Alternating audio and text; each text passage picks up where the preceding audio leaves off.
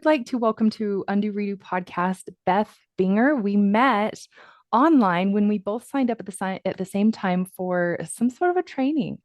I believe it was Amy Porterfield's training. And we ended up on her community, and she did a shout out to her there's Wonder Around the Bend book. And it was intriguing because she talked about a solo retreat. So I just gave her a shout and told her how much I love that idea, of course, because I do retreats and I found myself alone in the woods one day. So, Beth, introduce yourself and tell us a little bit. Yes, hi. Thank you so much for having me. I am Beth Binger, and I just wrote what I think is a beautiful book called There's Wonder Around the Bend. It's designed to be a guide for solo road tripping for women who are in a place where they are ready to make a change in their lives, and they're not really sure how to do that. So I do the book, and I'm sure we'll talk about that. That's really the process of the book.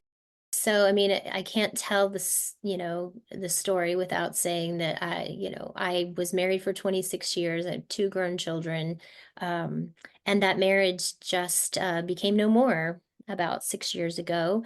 And it was as this happens with many people, is a really difficult season in my life.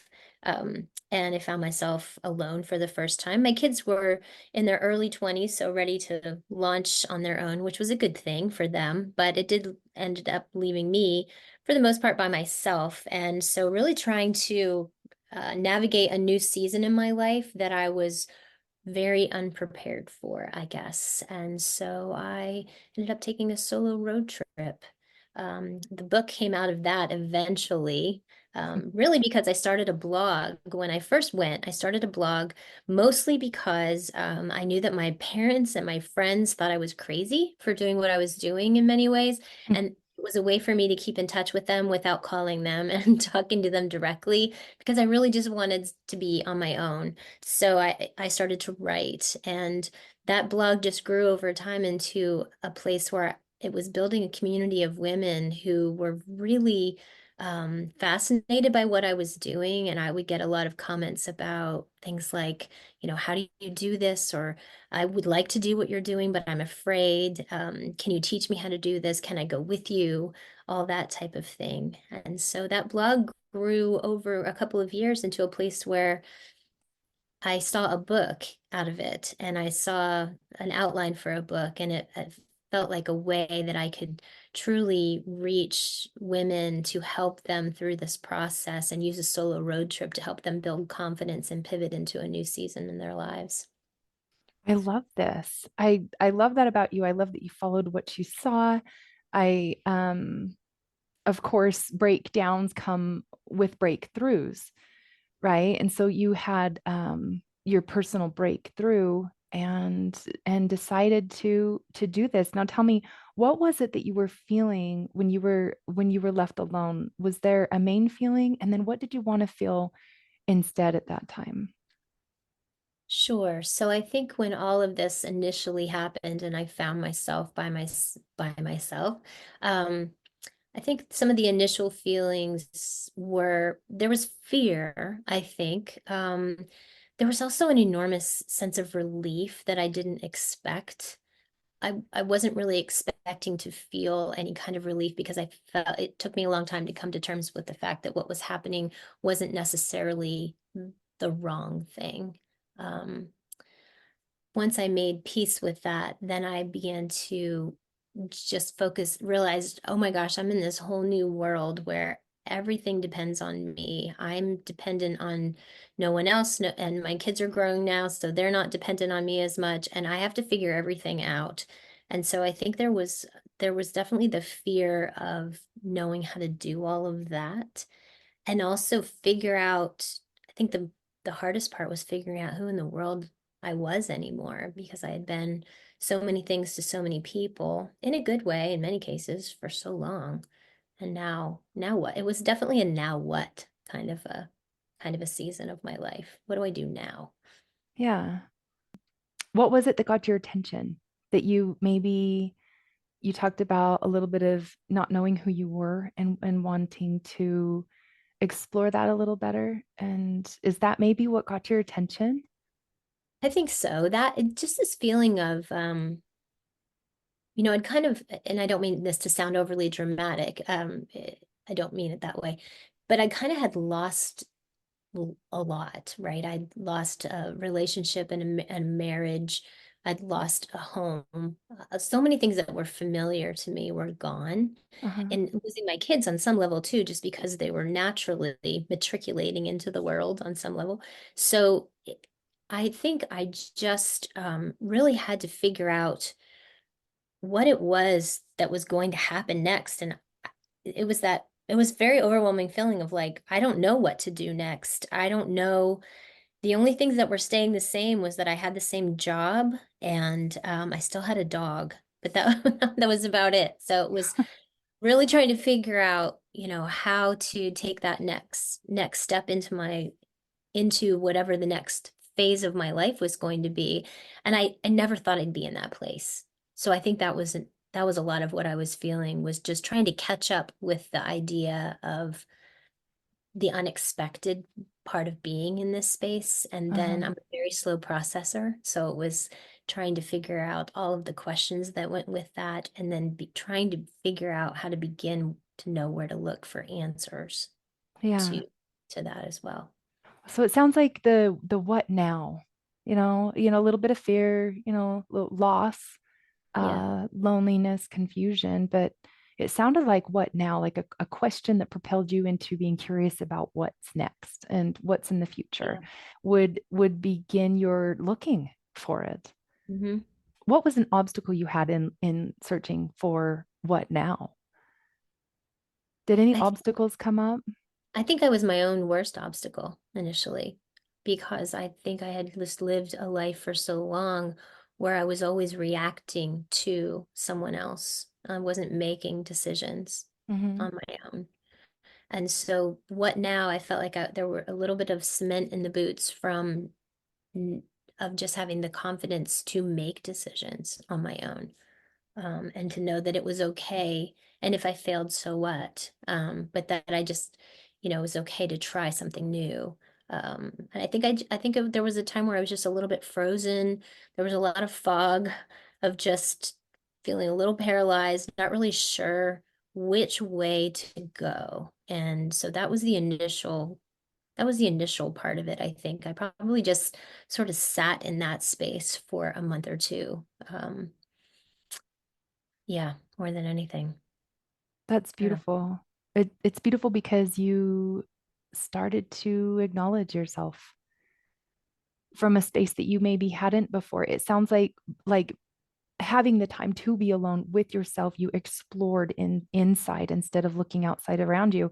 And that's where you found it. You had beliefs, you had identity, and they were all outside of you. And now you're just left with you. And so your past narratives and your current obstacles, like, how do you move this into a new thing?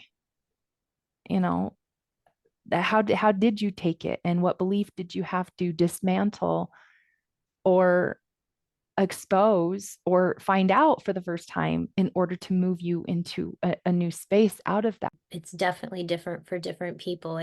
Some people may listen and think, wow, it only took her 2 months to figure out what to do next after being married for 26 years. And, you know, uh, it is different for everybody. And I think I had lived for the last few years of my marriage not looking forward. I just couldn't see that, but just mourning even in those last couple of years and feeling very alone in those last couple of years. So I think in many ways it was more than a month or two, but the For reality of sure. being by myself was definitely the physical reality of that, was for a shorter period of time. Uh-huh.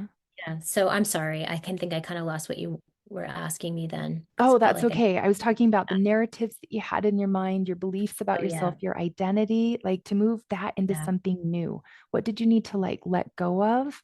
Yeah, You yeah, for know, sure. I think the biggest thing, and it's something that I still struggle with sometimes, um, is is letting go of the idea that I needed to be all the things for all the people all the time.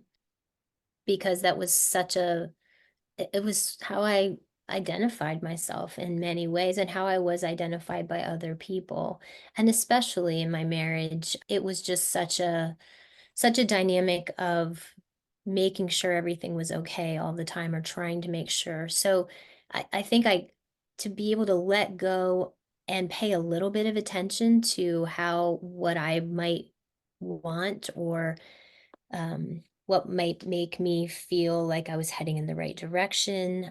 There were a lot of lies that I needed to let go of, lies about my own just worth, I think, more than anything else. And as a Christian, that was such an important piece of the growth process through here too, because I was able to just constantly remind myself, like, I am who God says I am, not who I say I am. And so that was very, very helpful in the process. And I think I walked down this road of just feeling so compelled to change my environment because I felt like I was on to something. I knew there needed to be this reclamation project. I knew there needed to be this change and that it needed to, in order to accomplish that, that I was going to need to change my environment for a time and create a new space for myself for just a time. I love it.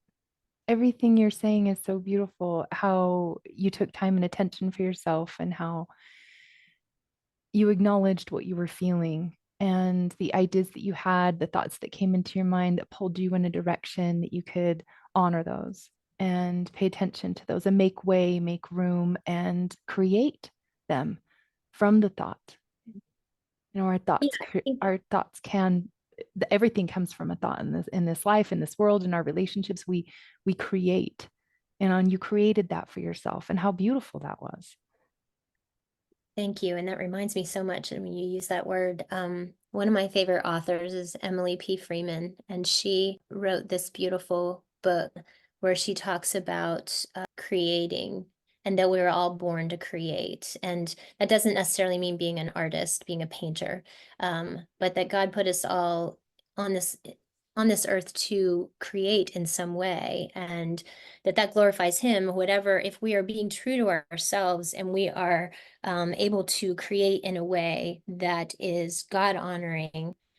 I was reading that book at about that time when all this was happening, and that spoke to me so deeply of like, I lost the creative me along the way too, because I am a very creative person. And for me, that is as a writer, and more than anything else, probably. But it was the freedom to be able to think again, in, if that makes sense, to think about deep things again.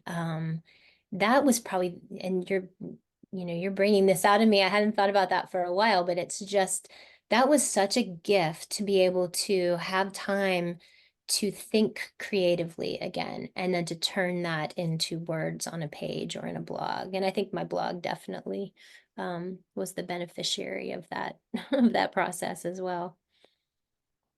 That's amazing. I love that you resonate with creation. I resonate with creation as well. So, what do you remember about choosing to be you chose really to be pulled out of that space that you were in. Yeah. You went with what you saw. You were honoring what God was putting in front of you. You were choosing to create. You were building new thoughts that came into fruition, and now all the way to a book that will inspire many people to go search and find themselves in their own space that they've created, right? So, what did you need to believe from the space that you were in where you had like lost your identity? What is now the new belief that drives you?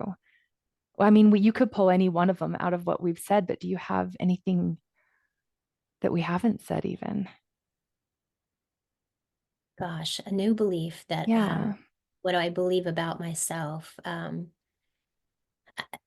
Something, things. yeah. That- Oh, just something maybe you haven't thought about it before. Maybe you haven't been asked the question. So you're like, what is your new identity? What is that new belief? Yeah, I think there's a confidence that I definitely maybe had a million years ago. I don't know, that I'd kind of lost.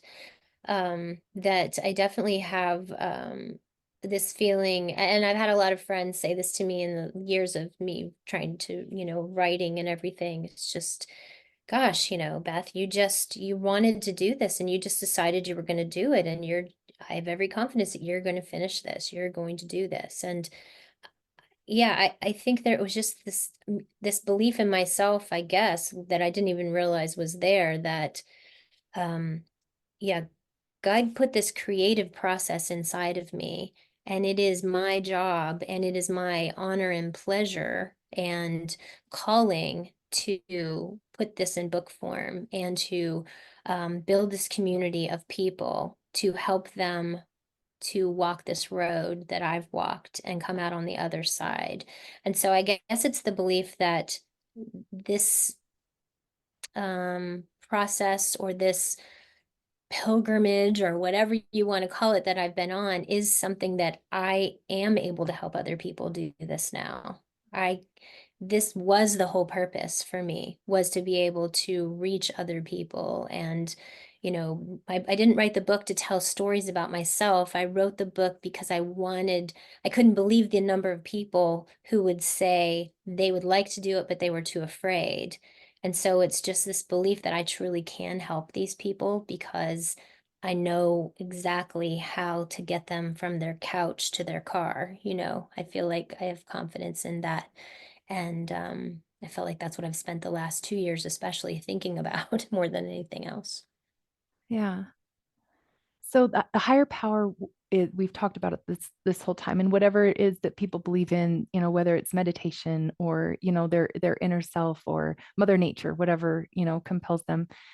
I think that it's undeniable how involved he was in this whole process for you coming to your purpose. Hmm. Yeah, and I can look back. I was just talking with a friend about this the other day. She's going through cancer, and I'm putting out a book, and we have very different things happening, but we were both agreeing how we can look back in our lives and see the path that God has put us on to thrive in this moment, to make a way for both of us and make a way for me as I put this book into the world. All the things that had to fall into place for it to happen, so many different bizarre little things that some of them that happened many, many years ago that made this moment, this time more tenable and uh, provided the pathway and the ability to put this book into the world. So, yeah, Yeah, absolutely. definitely Can't. sounds like a phoenix rising from the flame and coming up Yeah, after it. It's inspiring. It truly is inspiring. What is your takeaway from the breakdowns that needed to happen for this breakthrough? What are your takeaways from this experience and everything your book's about and everything you're going about doing it and getting it out there? sure. Um, Gosh, I'm not sure if I can articulate it very well. I just think that there is everything that's happened to this point, that there is such a clear way forward, that God has just made a way forward for all of it. And that I wake up every day and I have no idea sometimes, like, what are the 42 new things I have to learn today in order to put this book in the world and in order to reach the people that it's meant to reach. But the number one thing has always been that this deep affinity for the people who seem to want this information or want to know more about how to do this, and being able to share possibility with them. The book is about seeking freedom and finding wonder and peace and joy. It's not just about teaching someone how to go on a road trip by themselves, although it teaches that as well. It's so much more than that. It's so much about the getting to a place where you can believe and be confident in yourself and dispelling fears so that you can thrive in this environment, whether you go for a road trip for a day or you go for a week or a month or whatever you do. It's all of those things. Yeah. At one point in the book, you and I love your book. You Thank you. broke down the two words that are spelled the same. it's not wander as in WANDR, Right. right? So tell Yeah. me a little bit about that part because that was fun for me to read through. I'm like, oh, she's doing a play on words, and I love those. Yeah. Yeah. My editor kept saying, do you mean wonder here or do you mean wonder? Or you mean wondering or do you mean wander? Right? And so, yeah, and I talk a lot about just in general with people about to the idea of moving from wandering to wonder, that this process, that this book and what it teaches and what I'm all about is moving people from a place of wandering to wonder. So it's that idea of wandering just, I realize wandering can have a really fun connotation to it as well. But it also kind of leads to this idea of not really knowing, being a little lost, not really being having having a center, not really knowing where you're going. Wondering is just opening your eyes and your heart and your mind to all that's around you. So take the good parts of wandering and change it to wonder, in that we are just looking out instead of in. We're looking to see what it is that, in my case, I look out and see, what is it that you have today for me, God? I want to be eyes open to whatever it is that you want me to see. I want to seek wonder, and the book is There's Wonder Around the Bend. It's this idea of I don't know what's coming next. I don't know what's around this corner, but I wonder. I wonder in the verb sense of it, but also in this beautiful noun sense of just, there is so much wonder in the world. And I do think that wonder is something that as children we understand it. We understand wonder. We see it in everything when we're little. And then life happens and we kind of lose it. And so I really look at this book as a reclamation project for wonder in people's lives, and reinstilling wonder and slowing down to open our eyes to that wonder in the world. Yeah. I So I hope. love this so much for you, especially because if I could just pull from something you said earlier when you felt okay, accepting what was is you were Right. every so many grievances, right? So many things you could that were pulled away from you and you sat in that and you you did, wonder. I mean, Right. but you weren't you questioned, you actually you wanted to know what next? That's Mm. around the corner for you. This is so perfectly aligned with everything that you know because you've been there. And it's so beautifully said to wrap up where you were in your place and it aligns perfectly. You are able to show people. You have the confidence and the capacity and the capability to take someone because you have done it yourself. And how beautiful that is that you have this offering to give to anyone and everyone else who this resonates with. They should pull this thread and go check it out. I got to read it, you guys, because it was the what was it called? The advanced copy. Yes, the advanced copy. So yay for me. But they're coming out. So tell them about the pre-orders and everything you have to Sure. offer too. Awesome. Yeah, so the book is in pre-order on Amazon right now as a Kindle and also as a paperback. So until May 21st, which is the official launch, you can pre-order it online in Amazon. And then on May 21st, then they'll be available immediately and also in hardback form as well. There will be a hardback. Yes, and so doing a really Yay. fun, I know, I just can't wait to hold that hardback one in my hand. So I did get some of the paperbacks last week, and it's been really fun to actually see it as a real live book. Doing a really fun kickoff to the launch for the book.